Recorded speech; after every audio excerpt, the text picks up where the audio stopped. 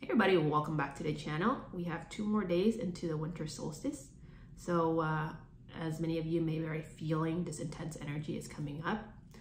You know, every time these massive energy comes through, these different solar flashes, the higher the energy, the deeper the layers of these trauma blockages are going to come up to the surface. And sometimes it even may show up in dreams. Okay, because we are the most relaxed in our dream state. So we may get dreams that's triggering some of these emotions to come up and release. So today's topic is a little bit heavy, but is what I'm being guided to bring forth and shed some light on for those who are still experiencing the grief, the pain, the heartache within your body, your soul. You know, our body keeps score of all these trapped energies and even our soul, okay? So a lot of times, what's coming up right now energetically, there's a lot of heart chakra energy that's coming up and a lot of womb, sacral chakra energy that's coming up. And when you hone in on these 2 energies, the heart chakra deals with unconditional love. And when it's blocked by grief, heartache, the pain of loss, right? These are the type of energy, this dense energy that keeps your heart blocked. And another energy that if you're experiencing back pains or where the womb area is cramps, this energy is connected to connections to others. It's typically connected to different chords with different people, how we nurture different relationships, and oftentimes it's connected to past lives as well. If you take a deep dive into like past lives and different soul contracts with different people, okay, different connections. But that's a little bit deeper. I'm gonna do my best to explain it in a way that's easily digested for those who are tuning in. And I also want to break it down into 3 parts. 1, let's talk about what happens to those impacted by a loved one who's committed suicide or attempted to commit suicide. Okay. The next part is let's tap into the energy with those who are thinking about committing suicide or has already attempted to commit suicide. Because right now the energy is pounding in. If you do not have an outlet, it is going to be very, very hard. And if there's no way, if you don't see a way out and suicide is the only option, then, you know, that's where it may even lead you to, right? But I'm here to say, the more that you learn about the spirituality work, the soul is eternal. The soul is going to come back to learn the lesson. If you are not able to learn a lesson and we commit suicide, you're going to learn the lesson in the next lifetime.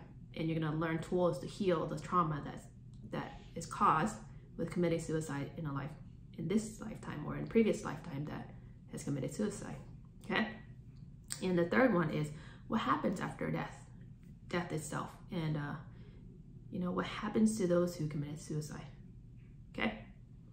So let's first start off with those impacted by a loved one who was attempted or committed suicide. For me, how I even realized this energy was so deeply lodged within me is I had totally forgot about this incident that happened way back when, where someone really close to me attempted to commit suicide. And I remember how traumatic it was, not only to me, but the loved ones connected to this person. And I had forgot about this incident because it happened so long ago. We moved past it, but I didn't realize how much of that energy was suppressed and lodged in the body and in the soul at that point in time. At that point in time, I didn't even know what energy was. I haven't done this spiritual awakening work. I didn't even know how to even process what was happening. This came up in a dream last night. Now, as we are sleeping, one way for us to purge the energy is through our sleep state. When our body is most in surrender state, you may get nightmares. You may get really intense dreams about incidents that happen that's still large in the soul that's coming up to be released. And I just remember it triggered that memory of the incident where someone very close to me attempted suicide, and I was there to experience it.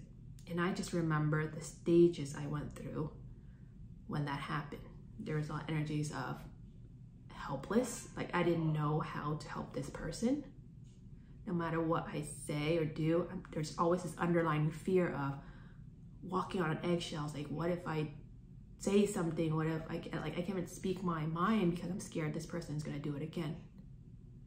And how impacted are the loved ones, because everyone is walking on eggshells, right? Just this fear of losing this person that we love so much.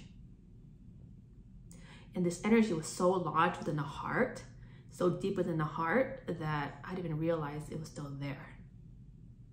Okay, the energy of helplessness, eventually it turned to fear, eventually it turned to anger, right? How can you do this how could you even think about this?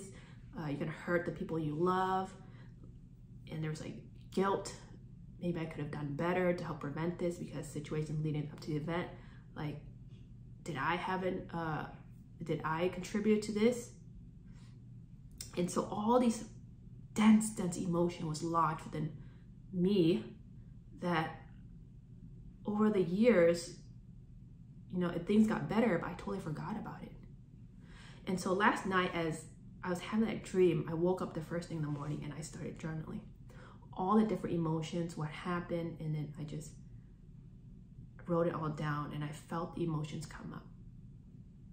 And that's when I feel like this Moldavite Reiki is really important, because I did the Reiki on myself and I could feel my heart,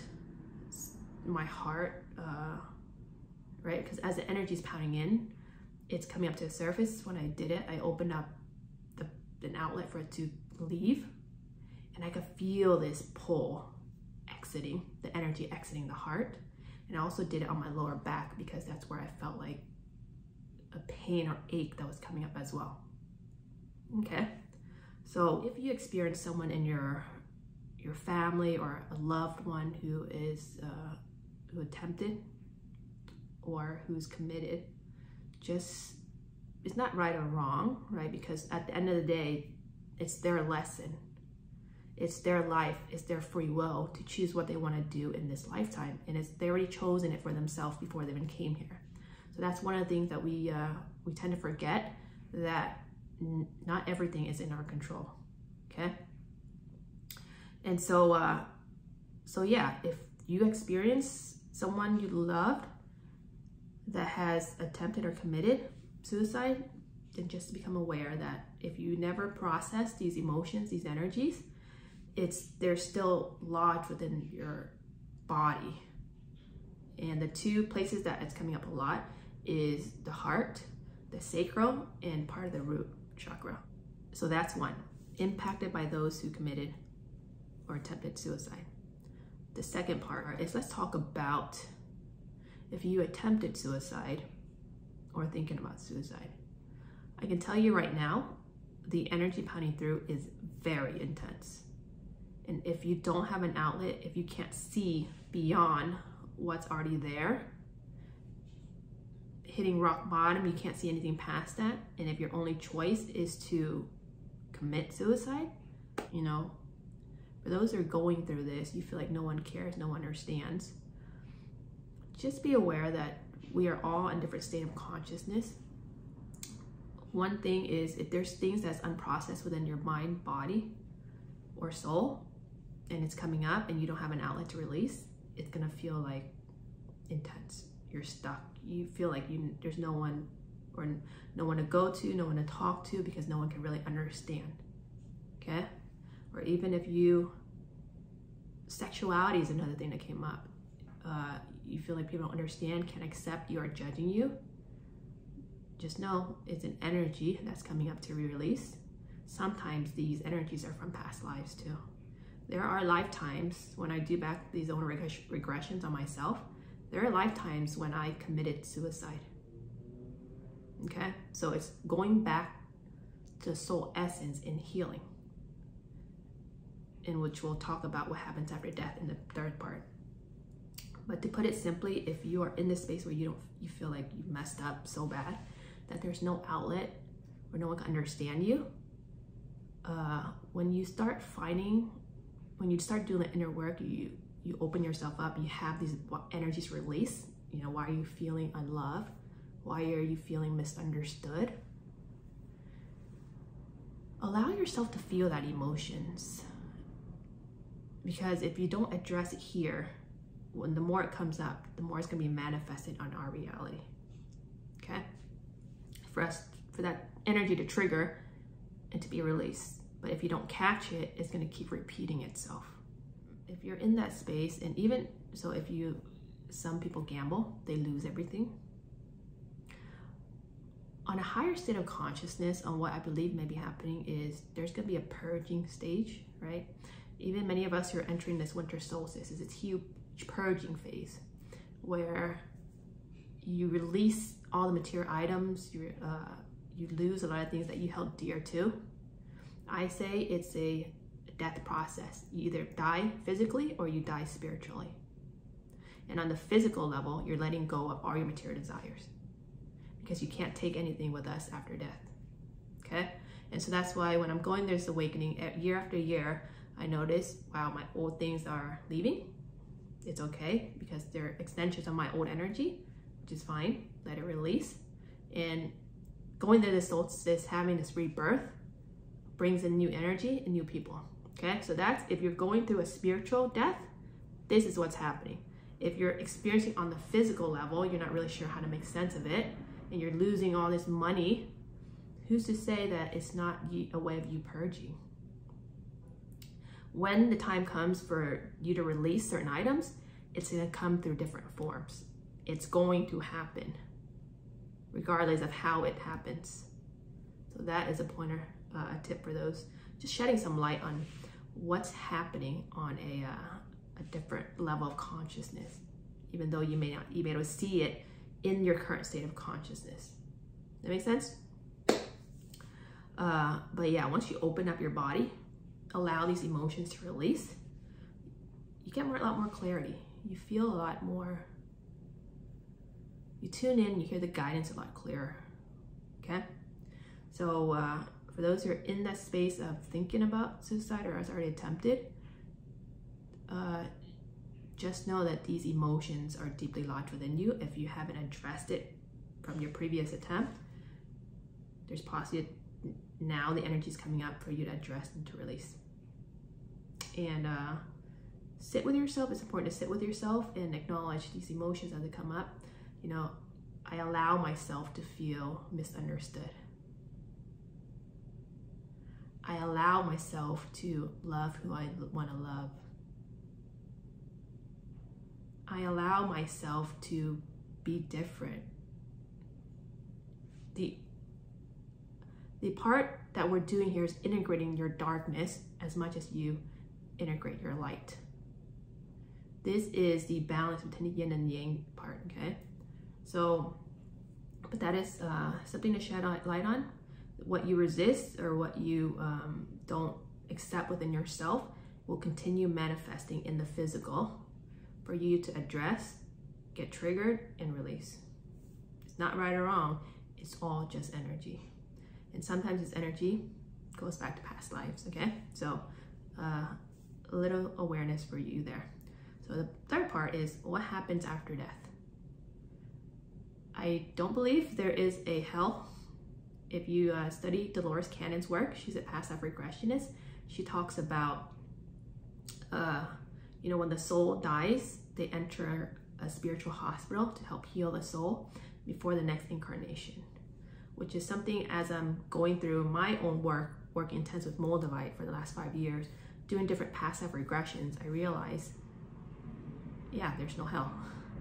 The soul is eternal. The soul will come back and learn the lessons from previous lifetimes and learn how to release those traumas from previous lifetimes. and learning how to accept and love the soul unconditionally on what happened in this previous lifetimes. But you'll start tapping to past lives the more deeper you get into the spiritual work. Okay? But to put it simply, there is no hell. A lot of religions, a lot of church, they bring this idea of hell through. I think it's to put fear in us. And when we are in fear, when we're in this low dense energy, it keeps us in a slow state of consciousness, and it's easier to control. Yet again, just imagine you're in this video game, you have all these bad guys coming. Yeah, I mean, you can be mad at them, but you know this is the next level, you need to overcome them to shift to the next level. This is basically what's happening. You know the bad guys are there. What are you gonna do about it? Are you gonna cave into all the low dense vibration they're putting you through, or are you gonna rise above it? Open yourself up, do this inner work, release the traumas, and then move past it. There's no hell.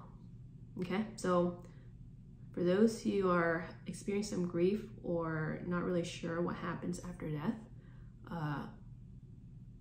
you know, a lot of times it takes these wake-up calls for us to realize that there's something beyond ourselves. There's a spiritual world. There's energies, there's angels, there's dark and there's light energies. Dark energy, I would say, just denser energies that keeps in a low vibration. But when you keep recalibrating, shifting your energy to a higher frequency, your body becomes light. You feel much lighter. You don't feel dense, you don't feel heavy, you don't feel contracted, okay? It's all a work in progress.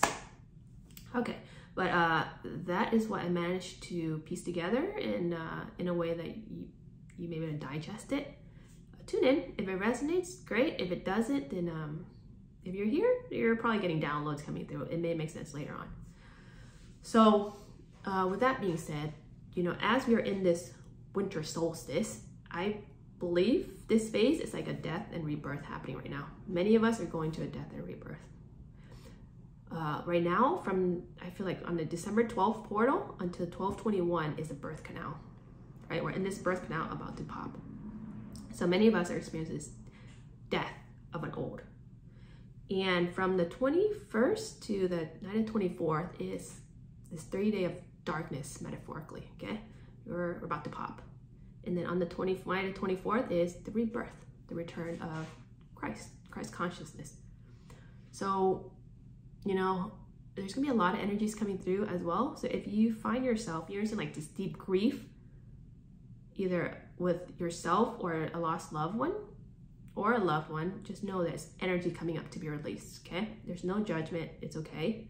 It's just energy coming up to release. If you don't release it, it's gonna be lodged within the mind, the body, and the soul until we shed light on it and allow it to pass. So what I'm planning to do with the winter solstice is this Moldavite Reiki. I talked about yesterday about you know, working on healing the heart with like a lost lover, but I feel like this is something deeper than just love itself. It's unconditional love to the people that we love in our life, okay? And this ties in with today's topic as well. So this winter solstice event, Moldavite Reiki, we're gonna work on the heart chakra and the sacral, which is healing those cords, those wounds from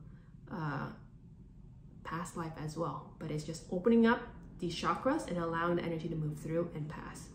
So let's see, there's 3 ways you can do this energy healing, okay?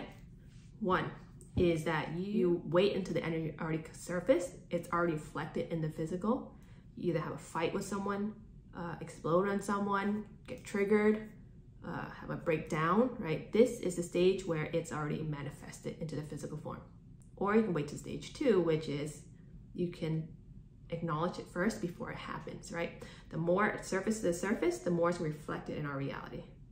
But how you can get one step ahead of it is sit in meditation, allow these energies to move up at its own pace. That's why when people go to silent meditations, they sit for hours and hours and allow this energy to move up their chakras and then open and then move up. The energy will release at its own pace, but the energy is going to come up, but you'll catch it before it gets manifested in the real world. Or the third way is Moldavite. What I managed to piece together with Moldavite Reiki is because Moldavite is energy so high, it is pushing everything out at an accelerated rate, okay?